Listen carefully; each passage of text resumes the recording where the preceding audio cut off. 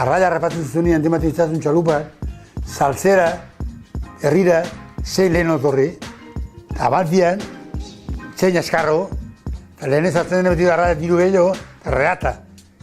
Hortik dut trenean reata hasi zen hortik.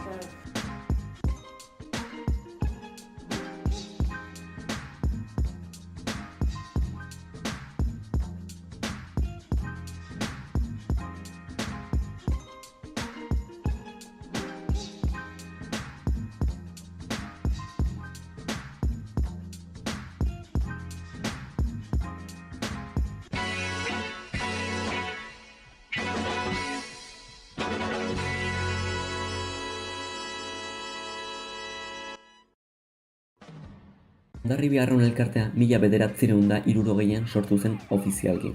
Hala ere, 2 urte beranduago agertu zen Ama Guadalupekoa trainerua estropada batean lehenengo aldiz. Une hartatik aurrera, Hondarribiko arraun taldearen arrakastek herriko kluba aurrera eramaten hasi ziren. Gaur egun, duela 50 urte, baino 20 aldiz handiagoak diren instalazio batzuk dituzte Hondarribiko arraunlariek. Honek ez du soilik goi mailan arraun egiten duten traineruko arraunlarien errendimendua igo. Gainera, bigarren trainerua eta emakumeen taldea aurrera eramateko aukera ematen du. Hondarribia Arraun Elkarteak lan handia egiten du arrobiko gazteekin.